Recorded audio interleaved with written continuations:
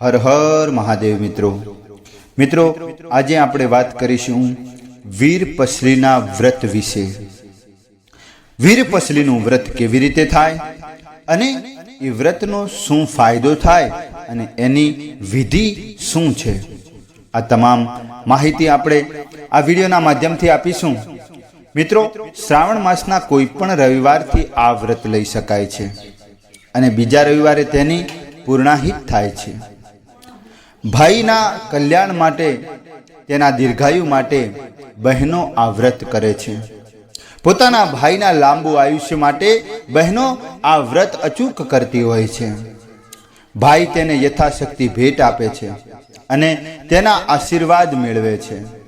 જો કોઈ બહેનનો સગો ભાઈ ન હોય તો તેણે જે ધર્મ ભાઈ માન્યો હોય એના માટે પણ આ વ્રત કરી શકાય છે। મિત્રો હવે આપણે કરીશું આ વ્રતની વાર્તા। કોઈ એક ગામમાં એક કણબી રહેતો હતો। તેને વિસ્તારમાં 7 દીકરા અને 1 દીકરી હતી।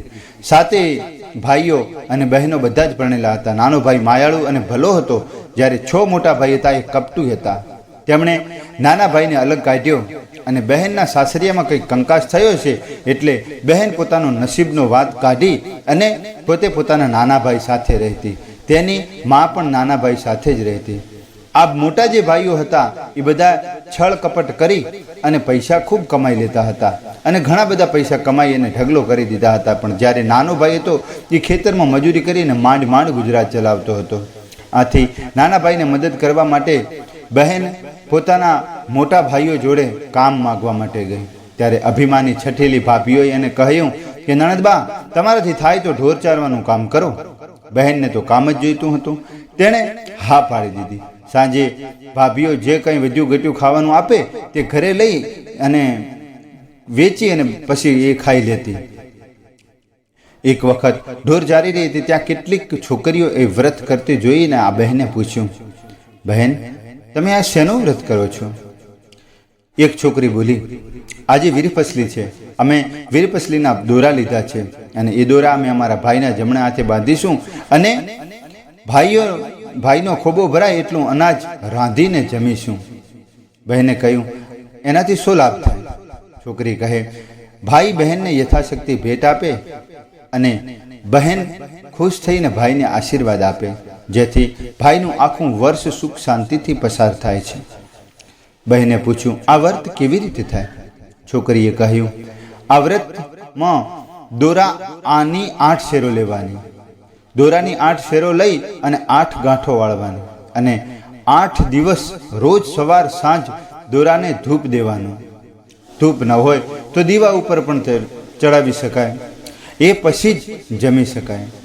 8 દિવસ પૂરા થાય એટલે દોરો પીપળે બાંધી દેવાનો।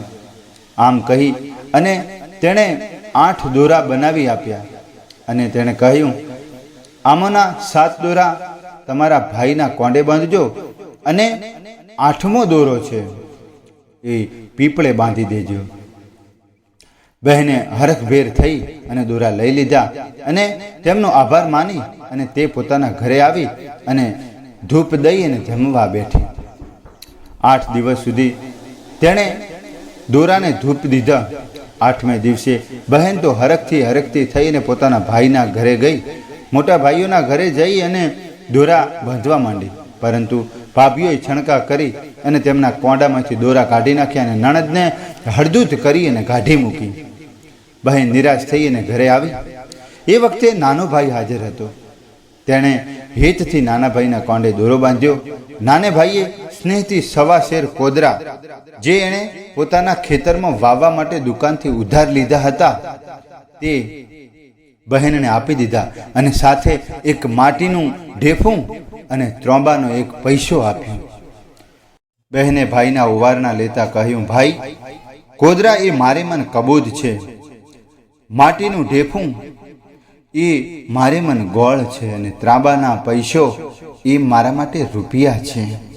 મારી જાયા પ્રેમની આગળ લાખ રૂપિયા પણ વિસાતમાં નથી, માટે તું ઓછું ના આણીશ। બહેન ઘરની બહાર આવી ત્યાં એક ચમત્કાર જોયો। આંગણામાં પડેલો એક ખાટલા પર તેનો પતિ આવી અને બેઠો હતો।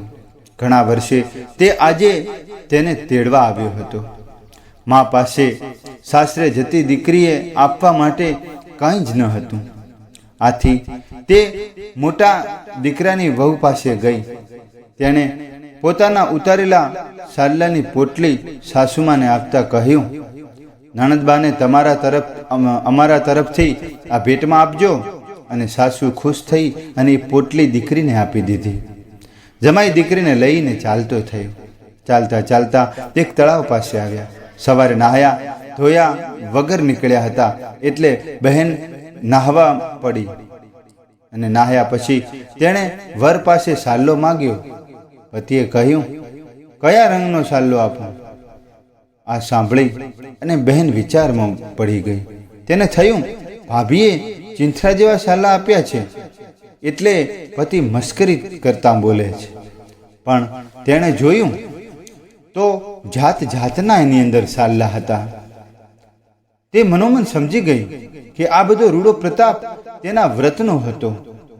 તેણે બીજી પોટલી છોડીને જોયું તો નાના ભાઈએ આપેલા ત્રાંબાનો પૈસો સોના મોહર બની ગઈ હતી. માટીનો ગોળ બની ગયો અને કોદરાની કમોદ બની ગઈ હતી. એટલે બહેને પતિને સોના મોહર આપીને ગામમાં ખાવાનું લેવા મોકલ્યો. એટલામાં ફરી એક ચમત્કાર થયો. તળાવના કિનારે સરસ મજાનું ભવ્ય મકાન બની ગયું.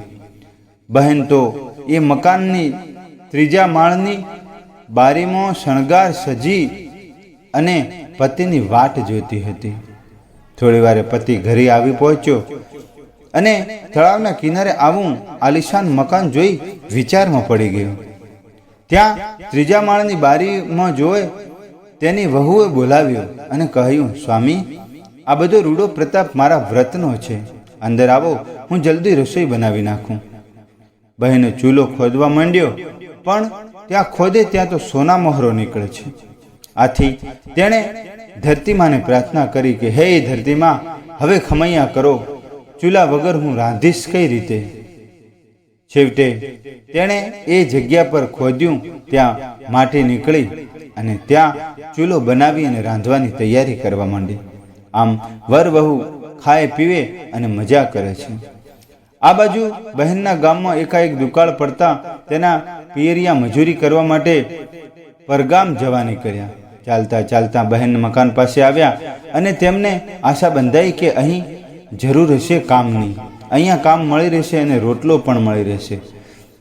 ત્રીજા માળે ઊભેલી બહેને ભાઈ અને ભાભીઓને ઓળખી કાઢ્યા.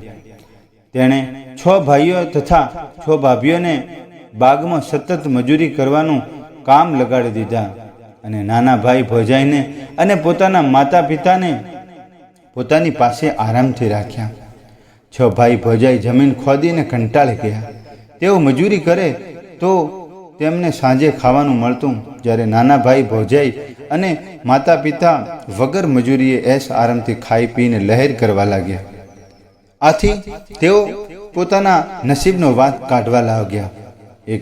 એક દિવસ બહેને મોટા ભાઈઓને ભાભીઓને પોતાના ત્યાં જમવા બોલાવ્યા.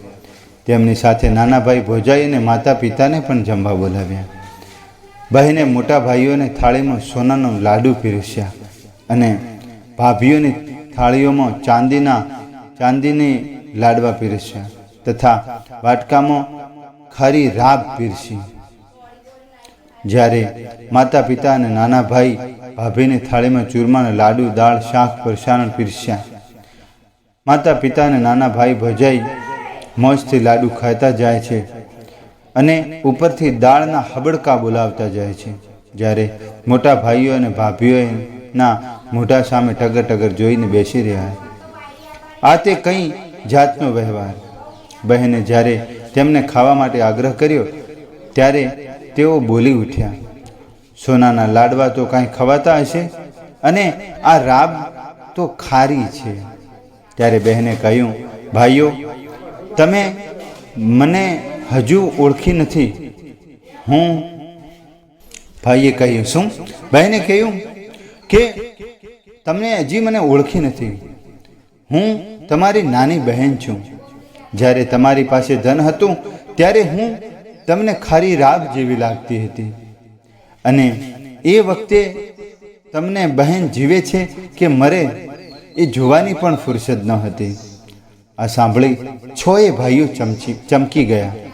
તેણે બહેનોને ઓળખી કાઢી અને નીચું જોઈ અને છોએ ભાઈઓ અને નણંદને ઓળખી ગઈ. એ છોભીલી પડી અને ચૂપ બેસી રહી. ત્યારબાદ બહેને તેમને બધી માંડીને વાત કરી. નાના ભાઈએ હેતથી આપેલી વસ્તુ પોતાના વ્રતના પ્રતાપે અખૂટ બની ગઈ તથા વીરપસલીનું વ્રતના પ્રતાપે તે ખૂબ સુખી થઈ ગઈ. એ વાત તેણે ભાઈઓને કહી સંભળાવી. છ ભાઈઓ અને ભાભીઓએ બહેનની માફી માગી. બહેન પણ તેમને માફી આપી પોતાના પાસે રાખી લીધા અને તેઓ હવે સંપીથી એને બધા રહેવા લાગ્યા.